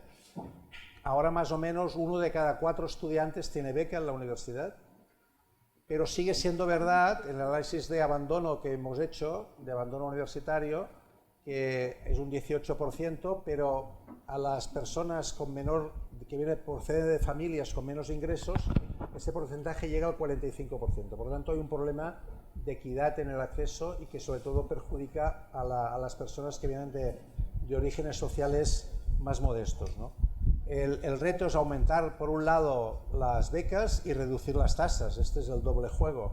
Y para eso se necesita aumentar la financiación pública. La LOSU incorpora la idea de un 1% de PIB dedicado a universidad. Estamos en el 0,7. Esto sería 2.400 millones más de euros de aquí al 2030 para poder, digamos, no solamente reducir las tasas. Hay una fórmula de los 4 grandes partidos, ahora en las elecciones hay 2 que hablan del tema de tasas, que son el PSOE y Sumar. En los otros 2 partidos no hablan del tema de las tasas, ¿no? Y en los 2 casos que menciono se habla del horizonte de la gratuidad. En el caso del PSOE se habla de pagar el sistema andaluz, que es un sistema, ¿no?, de que a partir del segundo año no es gratuito, ¿no? Si no me acuerdo mal. Si apruebas es gratuito. Y en el caso de Sumar se habla de gratuidad en poco tiempo. Estos son los elementos que aparecen. En cuanto a coste, y estamos haciendo una experiencia nueva también de seguimiento, de ver, tanto en Andalucía como en Cataluña, procesos de transición entre eso. Por ejemplo, hay una cosa, y acabo, que es muy sencilla, que no se ha podido conseguir de momento, que es que en todas las comunidades autónomas hay un número que identifica al estudiante, desde que entra en el sistema docente hasta que acaba bachillerato. Pero curiosamente, esto que permite analizar las cohortes y el proceso de evolución de los estudiantes a lo largo de todo el sistema educativo, no se utiliza en la universidad. Por lo tanto, simplemente con que las comunidades autónomas incorporaran como requisito en la matriculación de la universidad el que se mantuviera el mismo número que se utiliza en el sistema educativo, sabríamos toda la trayectoria educativa desde que empieza hasta que acaba la universidad, y sabríamos qué ha pasado, evidentemente, con cada uno de nosotros, pero si se hace, la voluntad no es para saber lo que le pasa a Rosa, sino como sistema, qué está pasando, ¿no? Y esto yo creo que sería muy útil para poder mejorar nuestro sistema educativo en términos de equidad. Muy bien, pues yo os agradezco un montón que a estas horas y con este calor hayáis estado ahí, y sobre todo, de verdad, dejadme que le agradezca Esteban se va a quedar con nosotros, Joan se va, que le agradezcamos al ministro, a mi ministro, que haya venido por fin conmigo a una mesa en el curso de verano. Es un placer, le tendríamos que haber oído mucho más, así que le damos un aplauso y...